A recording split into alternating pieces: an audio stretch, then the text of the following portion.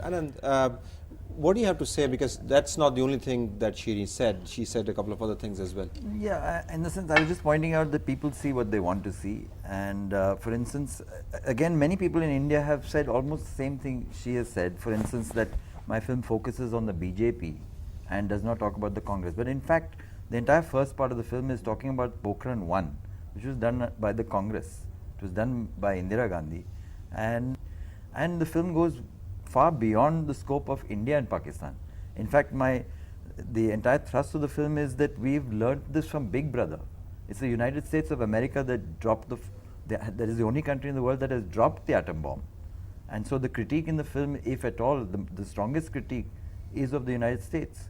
And I found, at least in India where I traveled the most, that the impetus for the pro-nuclear and pro-weaponization lobby comes from the elite. It does not come from the ordinary people. Yes, some of the euphoria in the beginning, you saw ordinary people in the streets, but that was because of what they had been told, not because of what they had experienced.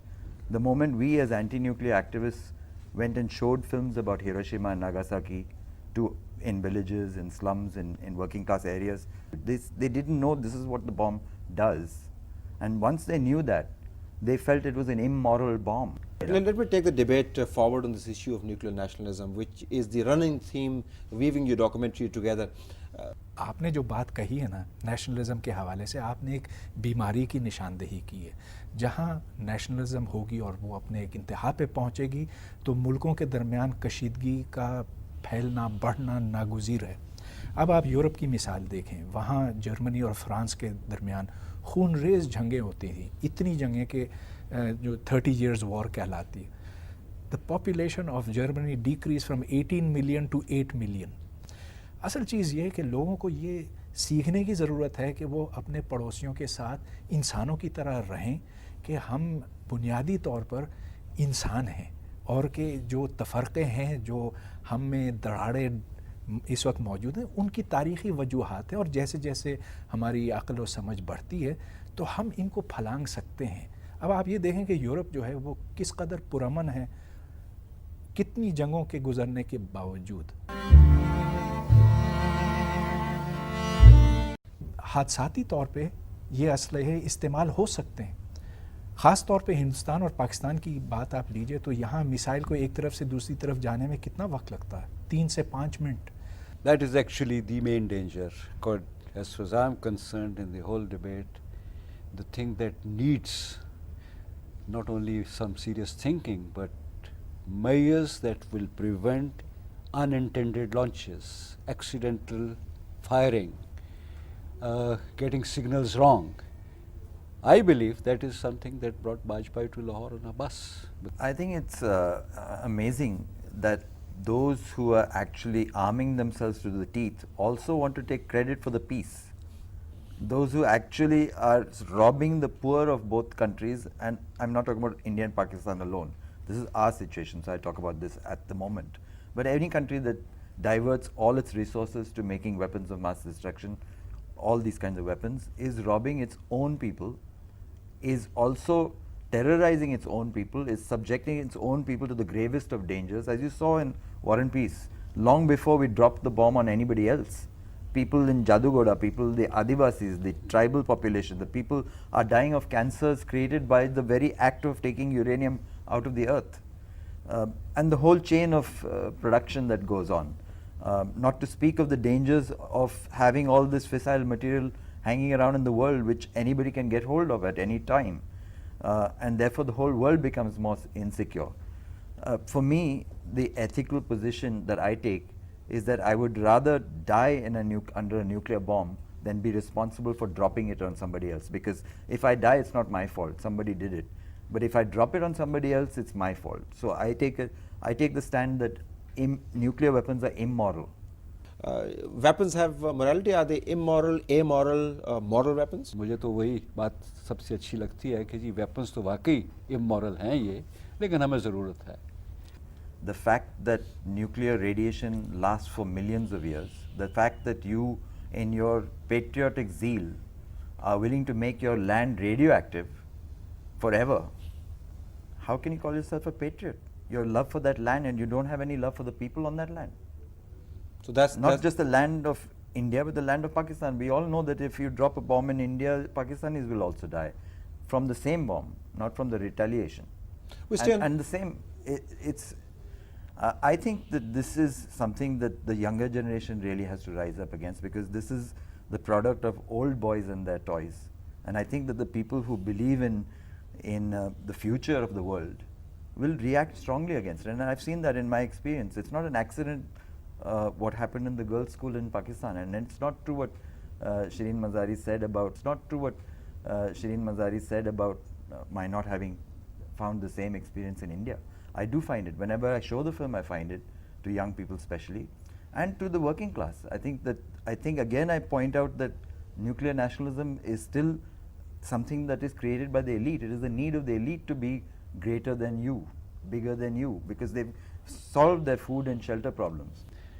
Nationalism per se is something that I would like people to think about again, because we are talking about man-made, temporary, recent man-made creations, these borders.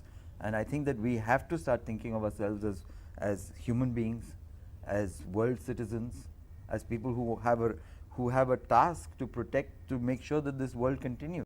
Kashmir होगा, पाकिस्तान नहीं होगा, और इस्लामाबाद की छाती पे हिंदुस्तान का झंडा लहराएंगे, and some rhetoric from our side as well. What explains this? Is it unique to the issue of nuclear bomb, or is it unique to nationalism? Talat साहब, कट्टर लोगों का कहना है, मजहबी तौर पे जो कट्टर हैं इस तरफ भी और हिंदुस्तान में भी, कि ये हमारे दीन का मुतालबा है, उसका तकाजा है कि हम बम बनाएं, और फिर बनाकर वो उसकी नुमाइश करते हैं सड़कों पे। अब शुक्र करने की बात है कि इन जैसे अफराद हैं वहाँ पे जो कहते हैं कि ये फजूलियात हैं, जो इनके ख़िलाफ़ जंग लड़ते हैं। और जहाँ तक मैंने सुना है, इनको तो कोर्ट में भी चैलेंज करना पड़ा, क्योंकि ये वॉर एंड पीस वहाँ दिखाने की इजाज़त नहीं थी। इनको शायद सुप्रीम कोर्ट जाना पड़ा, हाई कोर्ट जाना पड़ा। तो इतनी जंगों के बाद, जंगें लड़ने के बाद ये आखिर हिंदुस्तान में अपनी बात मनवा सके। But that's only one twist on it. Of course, आप मजहबी रंग उसको दे सकते हैं, but again coming back to the original point, nationalism of all sorts will actually own the bomb. Even we know some of the very secular people who own the bomb. So bomb that way probably is not exactly a religious issue. Now let me say that in order to massacre millions of people on the other side, you have to demonize them. How would you live with yourself if you couldn't claim that the people whom you killed on such a huge scale were some kind of terrible species that had to be eliminated? So whether you give it a religious color, or whether you say we don't like the look of them, or we think there's some kind of subhuman species, you have to make a psychological, you have to create that kind of a psyche in order to be able to contemplate dropping a nuclear bomb on somebody. Yes. जी तलत साहब, इसकी तशख़ीस हमें यूँ करनी चाहिए कि एक तरफ तो मजहबी कट्टरपना है, दूसरी तरफ नेशनलिज्म है, और ये दोनों जब मिलते हैं तो इनसे एक बड़ी मौलिक किस्म की कॉम्बिनेशन बनती है। India and Pakistan, both the elites of these countries are actually learning from Big Brother. The last part of the film is called Song of America, Song of India, and it's a critique of the fact that the Indian elite is trying to imitate Big Brother. Is peace actually possible? What's your take quickly between India and Pakistan in the current situation? I think peace is definitely, not just peace is possible, but peace is absolutely imperative. In my way, I can only make that professional contribution. You do not need so many weapons that people believe that we need, or that we have to have an arm race. Primarily, you only have to ensure the survivability of a very few weapons, and that is all. That gives you the second strike capability. Unfortunately, even if today you decide that you do not want nukes anymore, the dangers will not cease. These nuclear weapons have already created huge amount of radioactivity. You cannot put them in a rocket and send them out into space.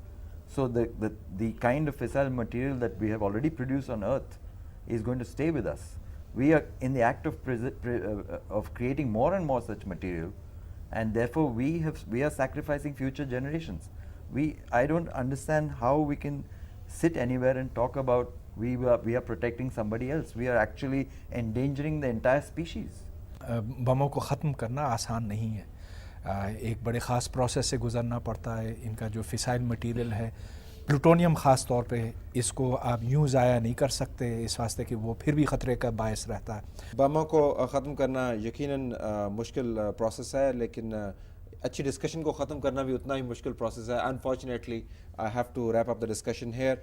नाज़रीन, इसके साथ तलत हुसैन को इजाज़त दीजिए। अल्लाह हाफ़िज़। इस धरती का सोया प्यार जगाएंगे, इस धरती का सोया प्यार जगाएंगे।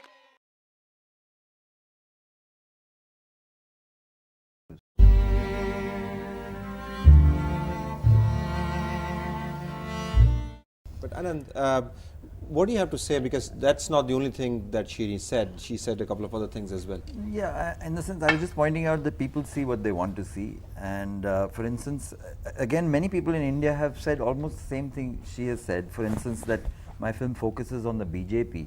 You saw ordinary people in the streets, but that was because of what they had been told, not because of what they had experienced. The moment we as anti-nuclear activists went and showed films about Hiroshima and Nagasaki in villages, in slums, in working class areas, they didn't know this is what the bomb does. And once they knew that, they felt it was an immoral bomb. Let me take the debate Dropped the atom bomb. And so the critique in the film, if at all, the strongest critique is of the United States. And I found, at least in India where I traveled the most, that the impetus for the pro-nuclear and pro-weaponization lobby comes from the elite. It does not come from the ordinary people. Yes, some of the euphoria in the beginning. Forward on this issue of nuclear nationalism, which is the running theme weaving your documentary together. आपने जो बात कही है ना nationalism के हवाले से, आपने एक बीमारी की निशानदेही की है। जहाँ नेशनलिज्म होगी और वो अपने एक इंतहा पे पहुँचेगी तो मुल्कों के दरमियान कशीदगी का फैलना बढ़ना नागुज़ीर है। अब आप यूरोप की मिसाल देखें, वहाँ जर्मनी और फ्रांस के दरमियान, and does not talk about the Congress. But in fact, the entire first part of the film is talking about Pokhran 1, which was done by the Congress. It was done by Indira Gandhi. And the film goes far beyond the scope of India and Pakistan. In fact, the entire thrust of the film is that we've learned this from Big Brother. It's the United States of America that dropped that is the only country in the world that has